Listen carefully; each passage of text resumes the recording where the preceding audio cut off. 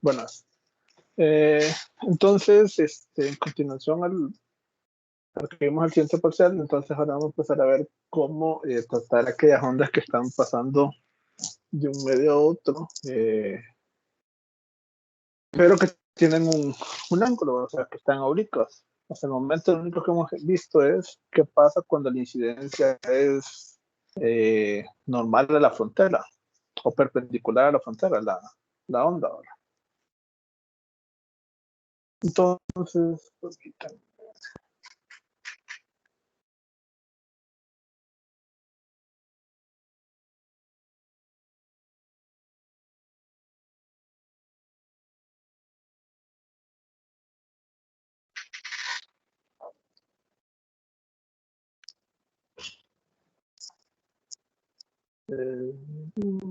Bueno, sí. Entonces, básicamente lo que vamos a tener ahora es situaciones a las que tenemos en esta figura, ¿verdad? En la cual tenemos una onda incidente, que sería esta, en un medio 1, al llegar a la frontera, ya sabemos de que la onda en este punto eh, se va a dividir en dos. Una que llamamos onda transmitida, que es la que logra pasar al siguiente medio. Y la onda reflejada, que es aquella que queda en el mismo medio. ¿Verdad? Entonces, recordemos que las velocidades de propagación que tienen las ondas depende del medio. Entonces, las características y argumentos para las ondas que están en el medio 1 tienen que ser iguales, pero para la onda que está en el medio 2, entonces tiene que tener características distintas. ¿Verdad? Recordemos que independientemente del medio, la frecuencia que tiene la onda va a ser la misma, ¿verdad? Ya sea que esté en el vacío o que esté en el medio 1 o el medio 2, la frecuencia de la onda va a ser la misma. ¿Verdad? Lo que va a variar es, por así decirlo, la longitud de onda, ¿verdad? Y al variar la longitud de onda, manteniendo la frecuencia constante, que también va a variar la velocidad de propagación, ¿verdad? Debido a esto, por ejemplo, es que, por ejemplo, si nosotros miramos en un espejo, apreciamos el mismo color. El color o los colores, si recuerdan, hemos dicho que la luz en un rango de las ondas electromagnéticas que permanecían o que el ojo podía distinguir. Si la frecuencia se modificara al cambiar de medio, entonces, por ejemplo, si nosotros tenemos al meter un lápiz o una llave en un vaso de agua, tendríamos que verla de un color distinto, porque la frecuencia tendría que variar. Pero como la frecuencia se mantiene igual, entonces las características del color tienen que verse de forma similar, ¿verdad? Entonces las características, tanto frecuencia, longitud de onda, o número de onda o velocidad angular, de las ondas que están en el medio 1 tienen que ser iguales, pero las que están en el medio 2 solo se va a conservar la frecuencia. Entonces, eso se sigue aplicando independientemente de que la onda se mantenga oblicua o no, ¿verdad? Y esto lo podemos ver, por ejemplo, en los argumentos que tiene la, el modelo de la onda. Si recuerdan, esta notación siempre sinusoidal, nada más que estamos reconociendo, diciendo que vamos a tener una componente que similar. Si recuerdan, epsilon a la i multiplicado por un argumento se puede transformar como coseno de ese argumento más y por seno del mismo argumento, ¿verdad? Entonces, ya sea que se escriba de esta forma o de la otra, siempre estamos haciendo el uso de señales sinusoidales, ¿verdad? El principal elemento en este punto es el, que en el exponencial está en la parte negativa, ¿verdad?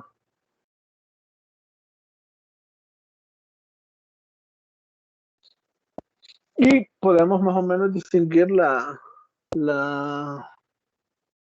dirección o referencias que tiene el campo magnético a través de la relación que tenemos ahí, ¿verdad? Recordemos que cada número de onda nos representa información propia de la onda electromagnética, ¿verdad?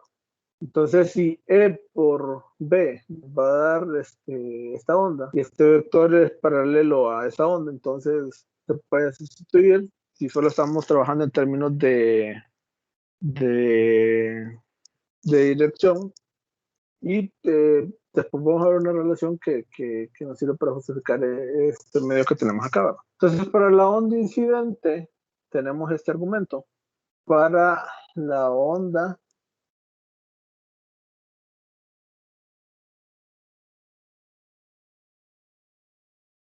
permítanme, para la onda reflejada, entonces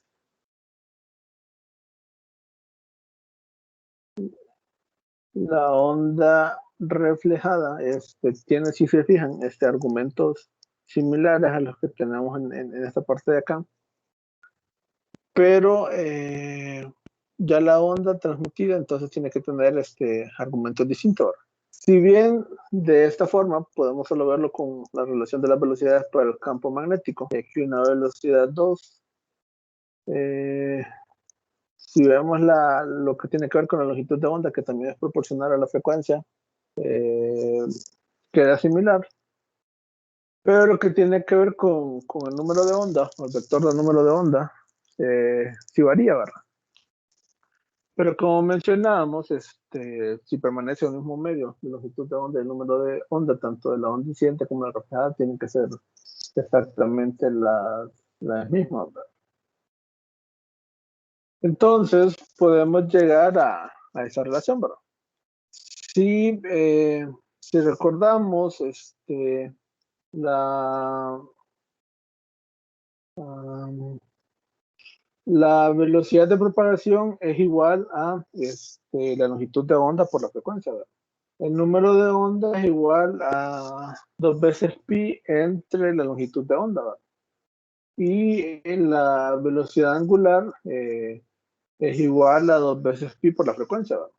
Entonces, si reordenamos de esta forma, entonces la velocidad de onda, perdón, la velocidad angular tiene que ser igual al número de onda por la velocidad de propagación, ¿verdad?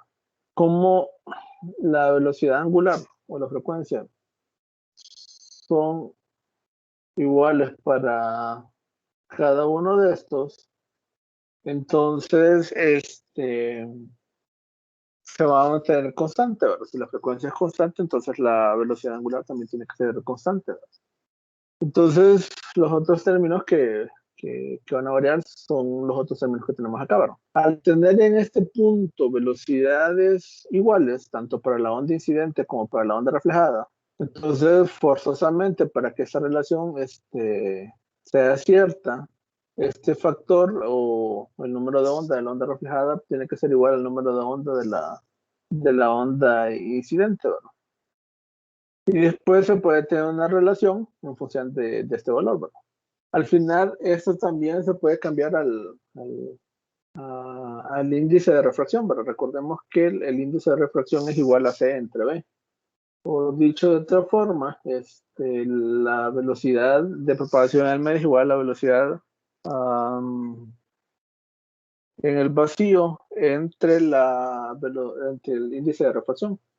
Entonces podríamos sustituir, decir que el número de onda entre el índice de refracción es igual, por ejemplo, en este primer caso, que el número de onda de la onda incidente entre el índice de refracción del medio 1 tiene que ser igual al número de onda de la onda transmitida entre el índice de refracción N2, ¿verdad? Entonces, eso hay que tenerlo en cuenta al momento de posibles variaciones que se pueden hacer a futuro. O se puede encontrar una relación directamente relacionada de esta forma, ¿verdad? Si tenemos las dos velocidades, si tenemos un número de onda, entonces podemos determinar el del otro medio fácilmente a través de esa relación, ¿verdad? ya sea expresándolo a través de las relaciones de las velocidades o expresándolo en términos de los índices de refracción. Si conocemos los medios y conocemos los índices de refracción, entonces podemos encontrar todas estas relaciones fácilmente, ¿verdad? Y recordemos que en base a lo que hemos visto anteriormente, el argumento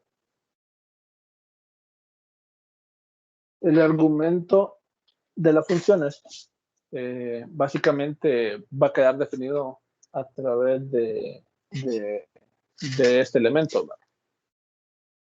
Entonces, si se logra simplificar esta parte de los argumentos, entonces va a poder simplificar los elementos que tienen que ver con la magnitud de esta sonda. Entonces, si recordamos, esta serie de ecuaciones las teníamos relacionadas en función de las ecuaciones de Maxwell. Si recordamos aquellas funciones que eran derivadas de la divergencia, las utilizábamos para los componentes normales, mientras que aquellos que tenían un producto vectorial cruz, entonces nos determinaban la relación entre las componentes paralelas. Entonces, al final esto se podría simplificar más o menos de esta forma, ¿verdad? En las partes que están entre paréntesis nos representarían las intensidades, pero los argumentos que básicamente nos dan el comportamiento de la función quedan definidos por los términos que hemos visto anteriormente.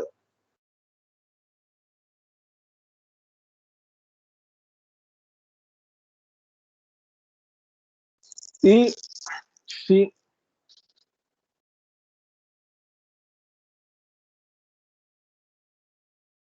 hacemos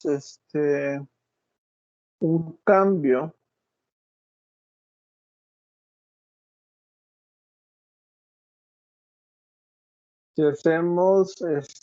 un cambio en función de estas, condicionando el movimiento que teníamos de las ondas en una dirección, la cual nos ayuda a simplificar los cálculos, en los cuales básicamente la frontera esté definida en Z. Entonces, podemos tener cierta relación en función del elemento que multiplica a la posición, ¿verdad? Ayudándonos a reducirnos a esta expresión. Entonces, muy importante para poder avanzar e identificar qué elementos podemos utilizar para el tratamiento de estas ondas oblicuas. Entonces, tenemos que tener en cuenta todos estos elementos. Y su comportamiento en función de lo que hemos visto anteriormente se puede también resumir en 3 leyes. Para la primera ley, podemos decir entonces que los vectores de onda incidente reflejada y tanto también la transmitida forman un plano. Este plano lo vamos a llamar o lo vamos a conocer como el plano incidente. Y este mismo plano va a ser normal a la superficie o normal a la frontera. Entonces, esta relación lo que nos implica es que podemos relacionar las componentes que están asociadas en función del ángulo de incidencia. Esto inicialmente, perdón, y estas 3 leyes no son sacadas básicamente de temas implícitamente relacionados a electromagnetismo, sino que, bueno, como tal, ¿verdad? Sino que óptica. Si recordamos, óptica analiza la luz y la luz sabemos que es una onda electromagnética, ¿verdad? Entonces son comportamientos derivados de un comportamiento geométrico que tiene la luz, ¿verdad? Entonces, en estas relaciones, se determinaba que entre más pegado fuere el ángulo, entonces más lento va a ser el medio, ¿verdad? En función a la incidencia que se tiene, ¿verdad? Pero lo importante en este caso es que recordemos esta relación que nos relaciona tanto el ángulo de cada onda asociada con el número de onda que tenemos también asociado a cada uno de estos rayos. Otro tipo de comportamiento es el que vemos a través de la segunda ley. Y esta segunda ley es la que tiene que ver con referencia al ángulo reflejado. Entonces lo que tenemos que saber es que el ángulo de incidencia debe ser igual al ángulo de reflexión. Es decir, como mirábamos acá, estos dos valores o estos dos ángulos tienen que ser iguales. O dicho de otra forma, las ondas electromagnéticas que permanecen en el mismo medio, sus ángulos partiendo de la normal siempre van a ser iguales. Si estamos en un mismo medio, entonces estos ángulos van a permanecer iguales.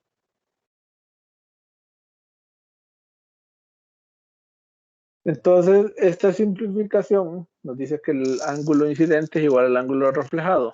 Entonces, si lo podemos aplicar en esta parte, al final solo nos queda una relación del número de onda en función del ángulo transmitido. Eso para tenerlo en cuenta.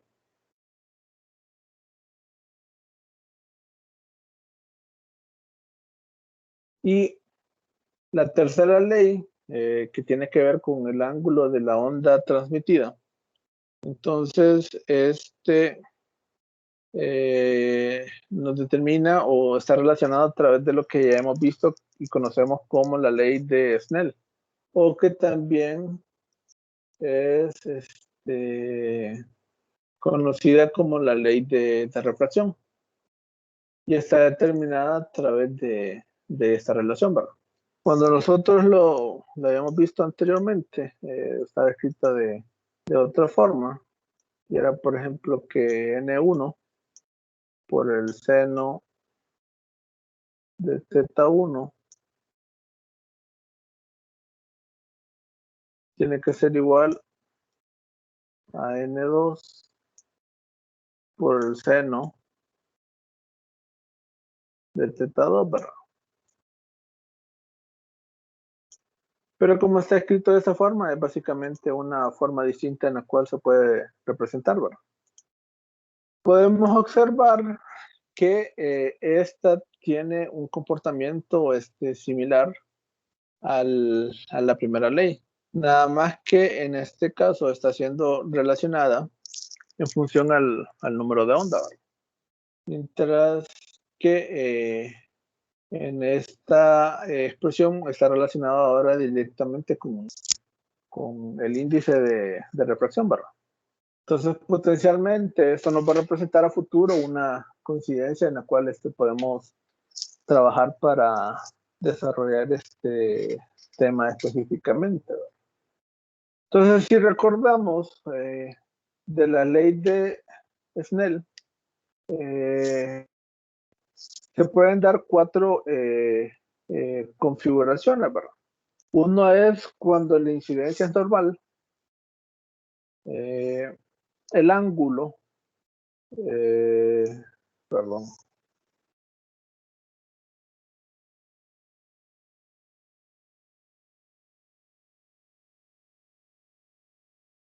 el ángulo se incide de forma normal. Entonces, ya hemos visto, o ya sabemos, que independientemente de que incida de forma normal, siempre al pasar a una frontera, va a haber una onda que va a retornar, ¿verdad? Ya vimos a través de los coeficientes de transmisión y de reflexión que la mayor parte de la energía que posee esa onda se va a traspasar al siguiente medio, pero una cantidad de va a quedar regresando en la misma dirección, ¿verdad? Entonces siempre se cumple lo que habíamos mencionado anteriormente, ¿verdad? El ángulo de incidencia va a ser igual al ángulo de reflexión. En este caso, el ángulo de incidencia es cero y el ángulo de reflexión va a ser cero, ¿verdad? De ahí la otra relación que se puede dar es que tengamos un ángulo de incidencia distinto de cero. Entonces, eso va a provocar tener un ángulo de reflexión distinto al ángulo con el cual le estamos incidiendo. Pero el ángulo de la onda reflejada, que en este caso es representado por esta línea azul celeste, tiene que ser igual al valor de θ1. Entonces, aunque la ley de Snell no nos relacione directamente qué pasa con la onda reflejada, pero a través de la ley número 2 nosotros sabemos que los valores que estos van a tener van a ser similares, ¿va? Y anteriormente, por ejemplo, nosotros ya sabíamos que las características propias que tiene esta onda, si permanece en el mismo medio, van a ser iguales, ¿va? Pero cuando tenemos ángulos de incidencia distintos de cero, entonces se pueden dar también estos dos casos que tenemos en este punto, ¿va? Si el medio 1 es más denso que el medio 2, ¿cómo sé que en este caso el medio 1 es más denso que el medio 2? Bueno, comparando los ángulos. El que tenga un ángulo mayor es menos denso. Por eso se puede decir que es el medio más rápido. Y si tiene un ángulo menor de los dos, entonces es mucho más denso, por lo tanto se le puede decir como el medio lento. Entonces, si la onda electromagnética está pasando de un medio lento a uno rápido, entonces es posible que exista un valor a partir del cual ya no existe una transferencia al segundo medio. Entonces, ese ángulo límite, lo que me quiere decir es que, por ejemplo, si nos fijamos en este punto, cualquier rayo que incida en este arco va a poder traspasar al siguiente medio. Pero si va en este arco, entonces va a ocurrir lo que tenemos en el caso número 4, que es la reflexión interna total, en el cual básicamente no hay ningún tipo de transferencia al siguiente medio. Y en este caso, el ángulo reflejado tiene que ser exactamente igual al ángulo incidente en términos de magnitud, ¿verdad? Por ejemplo, para algunas técnicas de transferencia de datos a través de fibra óptica se utiliza de esta forma, ¿verdad? De tal manera que el pulso de luz nunca salga del medio que estamos o con el cual deseamos trabajar, ¿verdad? Entonces, de esa forma siempre permanece, por ejemplo, en el vidrio. Pero hay otra forma de transferencia que básicamente es como el caso número 1.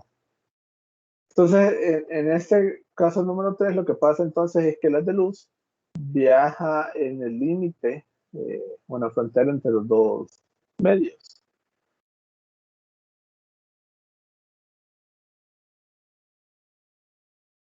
Entonces, tenemos que tener en cuenta las condiciones iniciales que teníamos de la frontera, determinadas por a través de las ecuaciones de Maxwell.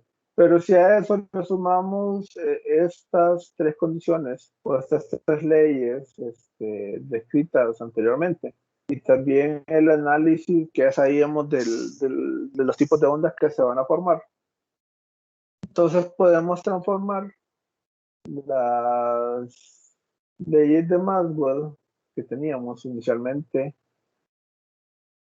a la siguiente relación, en la cual básicamente, por ejemplo, los principales cambios que vamos a tener están enfocados en aquellos donde, por ejemplo, tenemos la parte incidente, porque ahí tenemos dos señales. Si en el medio 2 tuviésemos dos señales, entonces tendrían que aparecer dos campos eléctricos o dos campos magnéticos, según sea el caso. Pero como está planteado el análisis, tenemos dos ondas en el medio 1 y vamos a tener una onda, perdón, en el medio 2. Entonces, a través de esta relación podemos simplificar o reducir el trabajo para solo trabajarlo en función del campo eléctrico. Es decir, si determinamos la forma de la función que tiene el campo eléctrico, entonces a través de esa relación podemos obtener el campo magnético. Y si recordamos, la intensidad está directamente ligada con el vector de Poynting. Y el vector de Poynting, si recordamos, es el producto cruz del campo eléctrico con el campo magnético. Entonces aquí muy importante es solo recordar lo que tiene que ver específicamente con la magnitud de la intensidad, ¿verdad? Sabemos que el coseno nos da implicaciones e información, recuerdo su periodicidad, su frecuencia y su longitud, ¿verdad? Pero lo que nos determina la amplitud de esta onda es, o la intensidad de esta onda, va a estar en función de estos términos, ¿verdad? Entonces, esto puede ser sustituido para cualquier valor o características propias que tenga la onda o los otros tipos de ondas en los otros valores, ¿verdad?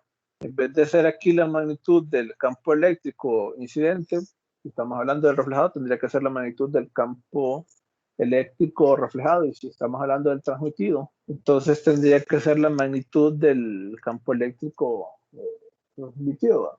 En vez de, si estamos en el medio 1, hablamos de la velocidad de propagación del medio 1. Si estamos en el campo 2, entonces hablamos de la velocidad de propagación del campo 2. Entonces el trabajo que tendremos en los próximos días estará en función de este bosquejo,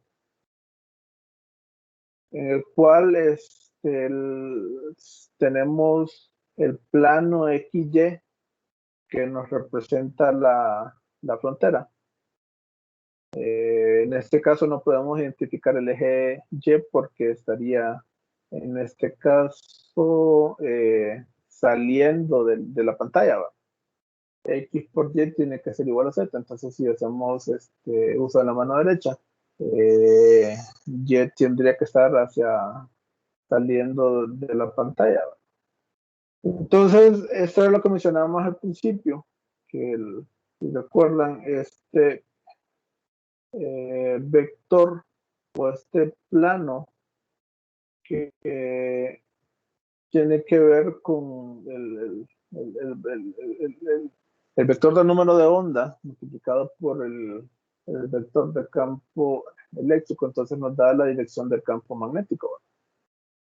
Entonces esto es lo que mencionaba al principio cuando decíamos que estos planos son perpendiculares a la trayectoria que tiene la onda.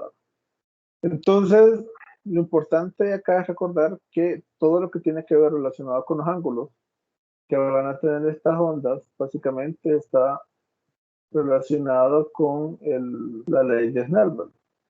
Y que la ley de Snell básicamente está relacionado a través del índice de refracción que puede tener el medio. La segunda ley que nos decía que estos dos ángulos tienen que ser iguales y que el ángulo o la relación entre el ángulo incidente y el ángulo transmitido, entonces va a estar en función de la relación que existe entre los medios. Entonces, al final lo que se va a intentar, o hacia donde vamos a avanzar en los próximos días, es tratar de tener unas ecuaciones similares a las que teníamos cuando teníamos un choque que fuera en incidencia normal a la frontera. No sé si tienen alguna duda o consulta hasta acá.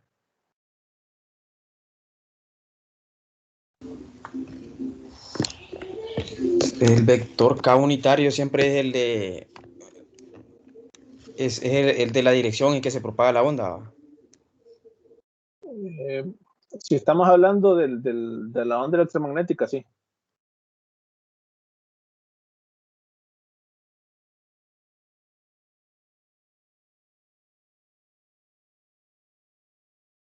¿De qué depende el vector K? Disculpe.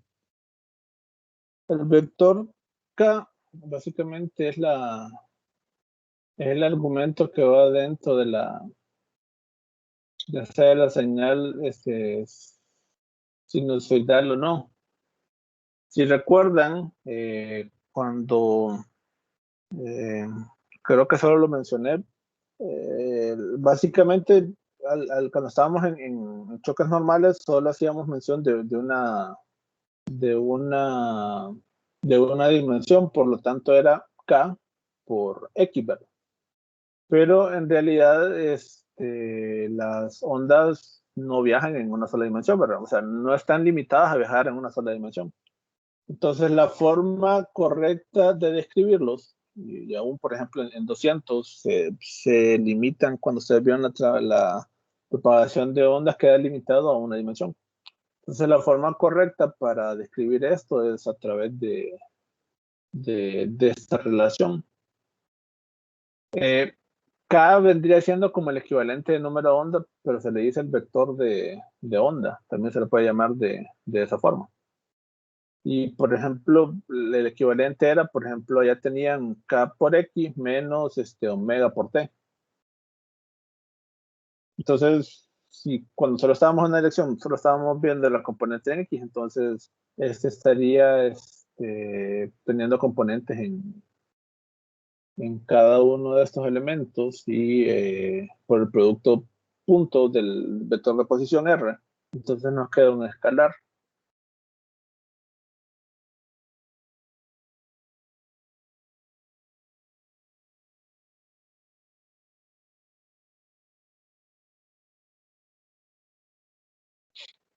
No sé si contesté aclaré tu consulta. R es la dirección de la onda, ¿verdad? Entonces, al multiplicarse, se los da un escalar, ¿sí? Sí, R haría el equivalente de la posición, sería como el vector de posición. Si nos fijamos en el último esquema, ya no solo tenemos, perdón, la propagación en una dirección, sino que está en 3 dimensiones. Mientras que cuando hacíamos el choque normal, solo lo analizamos en una dimensión. Por eso no era necesario poner los otros 2 componentes.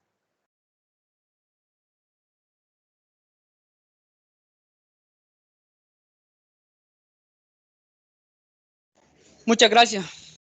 Lo importante aquí, ¿cómo decirlo?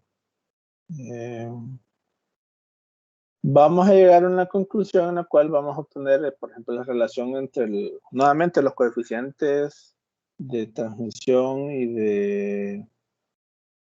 de reflexión en términos de parámetros más sencillos, ¿verdad? Pero tenemos que explicar el modelo para después ir empezando a trabajar lo específico.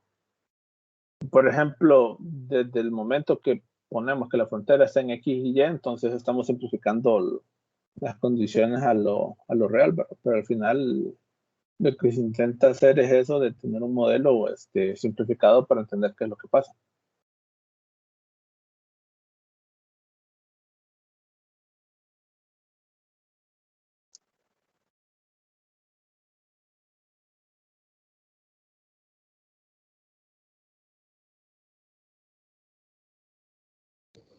Muchas gracias. A la orden, entonces quedamos por aquí y continuamos mañana.